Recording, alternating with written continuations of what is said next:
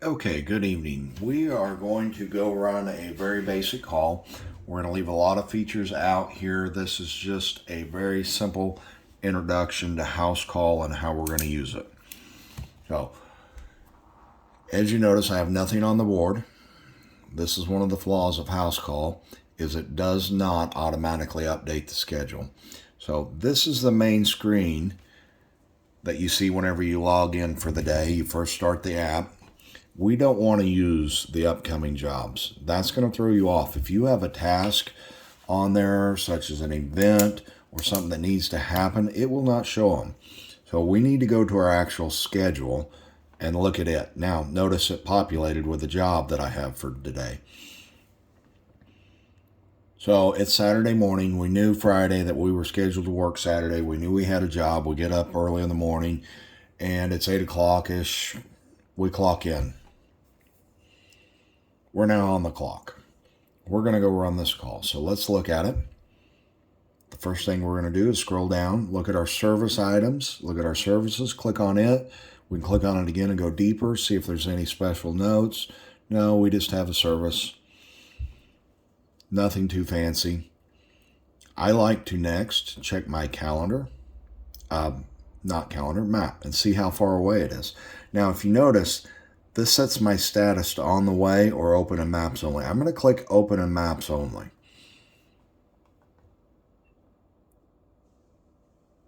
We are 14 minutes away, and I'm going to get my directions. Now I'm going to go back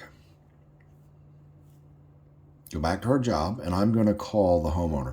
You can text them here. If you do, this thing will actually text from a new number and not use your phone to text. So it will hide your number if you text. If you call, they're going to see your phone number. So I'll call them, verify that they're okay with me coming this morning. I'm going to tell them it's going to take me 20-ish minutes to get there. I like to add at least 5 minutes to every estimated time. That way I'm usually there early. I hit an extra stoplight. Whatever delays we get, I'm not really holding them up. So the next thing we're going to do, now we've got our confirmation. We've actually spoken to the homeowner. There was no notes to go no matter if they answer or not, nothing special. We're going to hit on the way.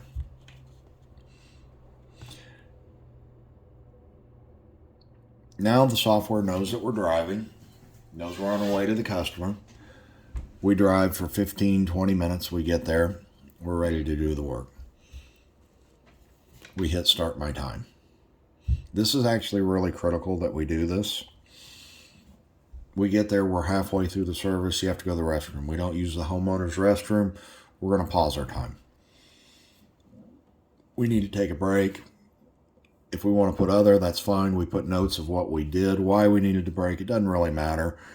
We're not really looking to track what you're doing near as much. We need to be able to trust you near as much as we're seeing how long it takes to complete tasks so that our prices are always right. But we're not going to pause our time. We've completed the service. We're all done. Everything's good. We've got a happy customer. They are now ready to pay.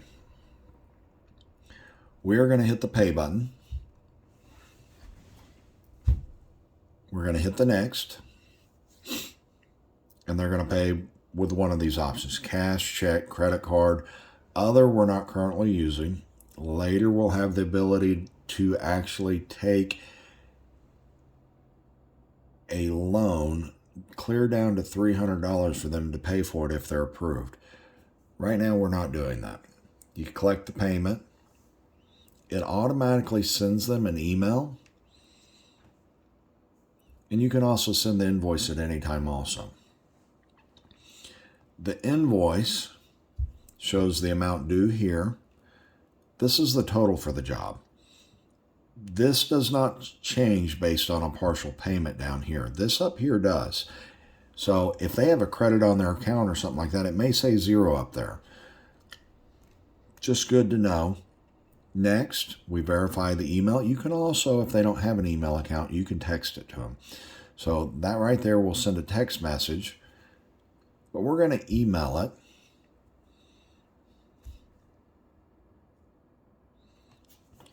Now, they haven't made a payment. So whenever I come over, let me just pull it up on the other screen because it'll be simpler. And I go to dispatch now.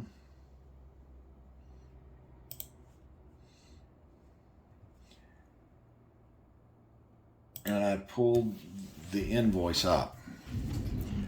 Now this is kind of neat to know that this is capabilities built in there. You see it's the same thing you've seen on your screen. But we're going to click out of it and we're going to go into the email. And you scroll down into it and they have the ability to pay online from the email. Now I'm not encouraging you to tell anyone about this necessarily. But it is here. They can Google Pay, credit card. We want to collect every time before we leave the job. But this is what the client will actually see and all the details. And they have the option to do a secure pay there and use Google Pay if they want to. Back to our other screen. Okay, our job's completed. They've paid for it. We can now finish the job. And we're going to mark it as finished. You are now done. Now we're going to look at the dispatch board for just a second though so you know what's going on.